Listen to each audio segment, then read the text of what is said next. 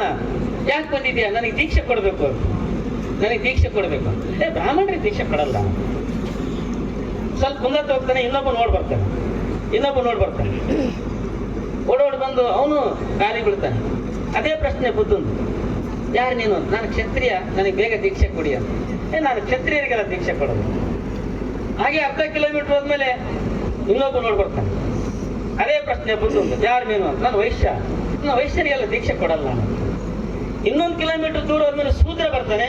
ಶೂದ್ರ ಓಡ್ ಬಂದು ಭಗವಾನ್ ಬುದ್ಧನ ಕಾಲಿಗೆ ಬಿದ್ದು ನನಗೆ ಬೇಗ ದೀಕ್ಷೆ ಕೊಡಿ ಅಂತ. ಯಾರು ನೀನು? ಶೂದ್ರರಿಗೆಲ್ಲ ನಾನು ದೀಕ್ಷೆ ಕೊಡಲ್ಲ.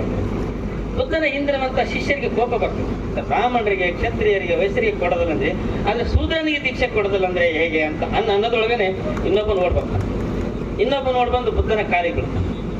ಯಾರು ನೀನು ಅಂತ ಪ್ರಶ್ನೆ ಮಾಡ್ತಾನೆ. ಆಗ ಅವನು ಒಂದು ಉತ್ತರ ಕೊಡ್ತಾನೆ, ಅದು ಬಹಳ ಮುಖ್ಯವಾದದ್ದು. ನೀನು ಯಾರು ಅಂತ. ಭಗವಾನ್ ಬುದ್ಧ, ನಾನು 20 ವರ್ಷಗಳಿಂದ ನಿಮ್ಮನ್ನು ಹುಡುಕುತ್ತಿದ್ದೇನೆ. 20 ವರ್ಷಗಳಿಂದ ನಿಮ್ಮನ್ನ ಹುಡುಕುವ ತವಕದಲ್ಲಿ ನಾನು ಯಾರನ್ನೋದೇ ನನಗೆ ಮರ್ತು ಹೋಗ್ಬಿಟ್ಟೈತಿ, ಅದಕ್ಕೆ ನನಗೆ ದೀಕ್ಷೆ ಕೊಡಿ ಅಂತ.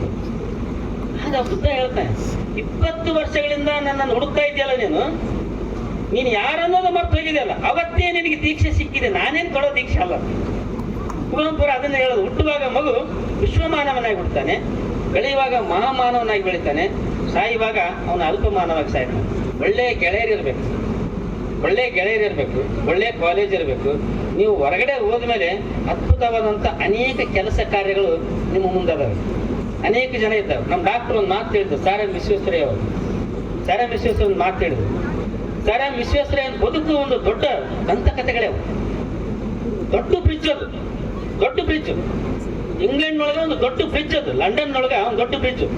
ಆ ಬ್ರಿಡ್ಜಿನೊಳಗಡೆ ಒಂದು ಕಲ್ಲು, ಆ ಕಲ್ಲಿಗೆ ಎಷ್ಟು ತಗೊಳ್ತೀಯ ದುಡ್ಡು ಅಂತ ಕೇಳ್ತಾರ ಸರ್ ಎಂ ವಿಶ್ವೇಶ್ವರಯ್ಯ. ಮೊದಲು ಎಲ್ಲಿ ತೋರಿಸಿ ಫಸ್ಟ್ ಇಲ್ಲಿ ಇಡಬೇಕು. ಸರಿ ಇಡ್ತೀನಿ ಬಿಡ ಕಲ್ಲ, ಸಣ್ಣ ಒಂದು ಕಲ್ಲು ಇಡ್ತಾನೆ. ಆ ಕಲ್ಲು ಇಡ್ತಾನೆ, ಎಷ್ಟು ಬೇಕು ಈಗ ಕೇಳಿ ದುಡ್ಡು ಅಂತ. ನನಗೆ ದುಡ್ಡು ಬೇಡ, ಆ ಕಲ್ಲಿಗೆ ನಾನೊಂದು ಸಾಲು ಬರಿತೀನಿ, ಅದಕ್ಕೆ ಅವಕಾಶ ಕೊಡ್ಬೇಕು, ನನಗೇನು ದುಡ್ಡು ಬೇಡ ಅಂತ ಸರ್ ಎಂ ವಿಶ್ವೇಶ್ವರಯ್ಯ. ಸರಿ ಅಷ್ಟೇ ಅಲ್ಲ, ಬರ್ಕೊಳ್ಳಿ ಅಂತ. ಅಲ್ಲಿ ಒಂದು ಸಾಲು ಬರೀತಾರೆ ಸರ್ ಎಂ ವಿಶ್ವೇಶ್ವರಯ್ಯ. ಏನಂತ ಗೊತ್ತಾ?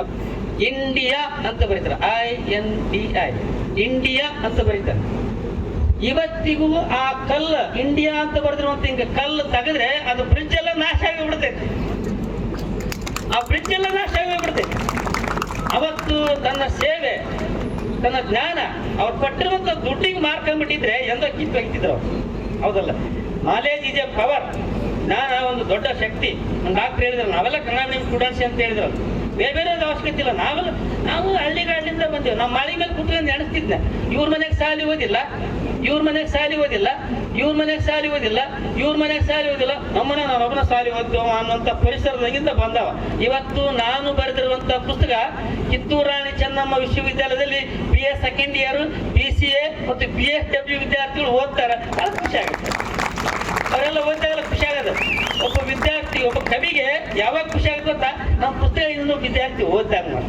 ಬರೀ ಬೇಂದ್ರೆ, ಕುವೆಂಪು ಓದಿದ ಹಂಗ ಅಜ್ಮೀರ್ ಅಪ್ಪಂದು ಯಾವಾಗ ಬಂದ್ಬಿಟ್ಟು. ಹೌದಲ್ಲ? ಅಂದ್ರೆ ಇವೆಲ್ಲವೂ ನಿಮ್ಮ ಬದುಕು ಆ ರೀತಿಯಾದಂತ ಒಂದು ಒಳ್ಳೆ ಸಿಲೆಬಸ್ ಆಗುತ್ತೆ.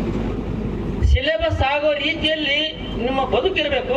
ಪ್ರತಿಯೊಬ್ಬ ವಿದ್ಯಾರ್ಥಿಯ ಬದುಕು ಹೇಗಿರ್ಬೇಕಂದ್ರೆ ಪಠ್ಯ ಆಗ್ಬೇಕು, ಬರೆಯುವ ರೀತಿಯಲ್ಲಿ ತೆರೆದ ಪುಸ್ತಕ ಇರಬೇಕು. ಬುದ್ಧ, ಬಸವ, ಅಂಬೇಡ್ಕರ್ ಇದ್ದಾರಲ್ಲ, ಇವ್ರ ಬದುಕೆಲ್ಲ ಒಂಥರ ತೆರೆದ ಪುಸ್ತಕ. ಯಾವಾಗ ಬೇಕಾದ್ರೂ ಅವ್ರ ಪುಸ್ತಕದ ಒಳಗಡೆ ಹೋಗ್ಬೋದು, ಓದ್ಕೋಬಹುದು, ವಾಪಸ್ ಬರ್ಬೋದು. ಅಂತಹ ಹಿನ್ನೆಲೆ ಇರುವಂತ ವ್ಯಕ್ತಿತ್ವ ಎಲ್ಲ ನಿಮ್ದಾಗ್ಬೇಕು. ರಾಜ್ಯದ ನಾನಾ ಜಿಲ್ಲೆಯಿಂದ ಎಲ್ಲ ವಿದ್ಯಾರ್ಥಿಗಳು ನಮ್ಮ ಚನ್ನಬಸವೇಗೌಡ ಅವರ ಟೀಮನ್ನು ನಂಬಿಕೊಂಡು ನೀವೆಲ್ಲರೂ ಬಂದಿದ್ದೀರಿ. ಇದೊಂಥರ ಹೆಂಗಂದ್ರೆ ಒಂಥರ ಕಂದೀಲ್ ಇದ್ದಂಗ. ಕಾಲೇಜುಗಳಂದ್ರೆ ಕಂದೀಲ್. ಈ ಮಾತನ್ನು ಹೇಳಿ ಮುಗಿಸ್ಬಿಡ್ತೀನಿ.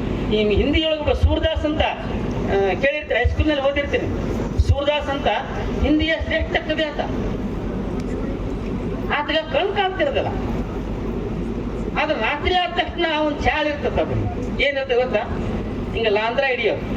ರಾತ್ರಿ ಆದ ತಕ್ಷಣ ಹಿಂಗ ಲಾಂದ್ರ ಹಿಡಿತಿರ್ತಾನೆ. ಜನ ಏನ್ ಮಾಡ್ತಾರೆ ಗೊತ್ತಾ? ಅಲ್ಲಿಂದ ಹೋಗೋರು ಬರೋರು, ಸೂರ್ದಾಸ್ ಇವತ್ತಿಗೆ ಹಗಲು ರಾತ್ರಿಗಳ ವ್ಯತ್ಯಾಸನೇ ಗೊತ್ತಿಲ್ಲ. ತನಗೆ ಹಗಲು ರಾತ್ರಿಗಳ ವ್ಯತ್ಯಾಸನೇ ಗೊತ್ತಿಲ್ಲ. ಇದನ್ನ ನಾವು ಬರೀ ಕುರುಡ ಅಂತ ತಿಳ್ಕೊಂಡಿದ್ವಿ, ಹುಚ್ಚ ಆಗಿರ್ಬೇಕು ಅಂತ ಅಲ್ಲಿಂದ ಹೋಗ್ತಾ ಬರೋರೆಲ್ಲ ಕ್ಲಕ್ ಕ್ಲಕ್ ಅಂತ ನಗ್ತಾ ನಗ್ತಾ ಹೋಗ್ತಿರ್ತಾರೆ. ಅಲ್ಲಿ ಒಬ್ರು ಕರೆದು ಕೇಳ್ತಾನೆ ಸೂರ್ಯದಾಸ್, ಏನಿಲ್ಲೆಲ್ಲರೂ ಆ ಕಡೆಯಿಂದ ಈ ಕಡೆ ಹೋಗ್ತಾ ಇರ್ತಾರಲ್ಲ, ಎಲ್ಲ ನಗ್ತಾ ಇರ್ತಾರಲ್ಲ ಯಾಕೆ ಅಂತ. ಏನಿಲ್ಲ, ನಿನಗೆ ಹಗಲು ರಾತ್ರಿಗಳ ವ್ಯತ್ಯಾಸನ ಗೊತ್ತಿಲ್ಲ, ನಿನಗೆ ಹಗಲು ರಾತ್ರಿಗಳ ವ್ಯತ್ಯಾಸನ ಗೊತ್ತಿಲ್ಲ. ನೀನು ರಾತ್ರಿ ಆದ ತಕ್ಷಣ ಲಾಂದ್ರ ಹಿಡಿದಿದ್ಯಲ್ಲ, ಅದಕ್ಕೆ ನೀನು ಹುಚ್ಚಾಗಿರ್ಬೇಕು ಅಂತ ನೀನು ನೋಡಿ ನಗ್ತಾ ಇದ್ದಾರೆ. ಹಂಗಲ್ಲ, ಈ ಲಾಂದ್ರ ಹಿಡಿದಿರೋದು ನನಗೋಸ್ಕರ ಅಲ್ಲ. ಇಲ್ಲಿ ಕಲ್ಲಿವೆ, ಮಣ್ಣಿವೆ, ಮುಳ್ಳಿವೆ, ಗಟಾರ ಇದೆ. ನೀವೇನಾದ್ರೂ ಕಣ್ಣಿವೆ, ಕಾಲಿವೆ ಅನ್ನೋ ದಿಮಾಗ್ನಾಗ ಆ ಗಟಾರದಾಗ ಬಿದ್ದೀರಿ ಅಂತ ನಿಮ್ಗೋಸ್ಕರ ಲಾಂದ್ರ ಹಿಡ್ತಿದ್ದೀನಿ ನಾನು, ನನಗೋಸ್ಕರ ಅಲ್ಲ ಅಂತ. ಇಂಜಿನಿಯರಿಂಗ್ ಕಾಲೇಜುಗಳಂದ್ರೆ ಲಾಂದ್ರ ಇದ್ದಂಗೆ, ಲಾಂದ್ರ ಇದ್ದಂಗೆ, ಅದನ್ನು ಬಳಸ್ಕೊಳ್ಬೇಕು. ನಾನು ಎಡವೆ ಇಲ್ಲ ಅಂತಂದ್ರೆ ಅವ್ನಿಗೆ ಕಾಲಿರೋದಿಲ್ಲ ಅಷ್ಟೇ. ಜೀವನದಲ್ಲಿ ಎಡವಲೇಬೇಕಲ್ಲ, ಹೌದಲ್ಲ? ಅಂತಹ ಲಾಂದ್ರ ಇರುವಂತಹ ವಿಶಿಷ್ಟವಾದಂತಹ ಕಾಲೇಜು ಗಂಗಾವತಿಯಲ್ಲಿ ಎಲ್ಲವೂ ಅದಾವೆ. ನಮ್ಮ ಸೌಡಿ ಡಾಕ್ಟರ್ದು ಆಯುರ್ವೇದಿಕ್ ಕಾಲೇಜ್ ಕೂಡ ಇದೆ ಇಲ್ಲಿ. ಇನ್ನ ಒಂದೇ ಆಗ್ಬೇಕು ಗಂಗಾವತಿಯಲ್ಲಿ, ನನ್ನ ತಿಳುವಳಿಕೆಯ ಪ್ರಕಾರ ಒಂದೇ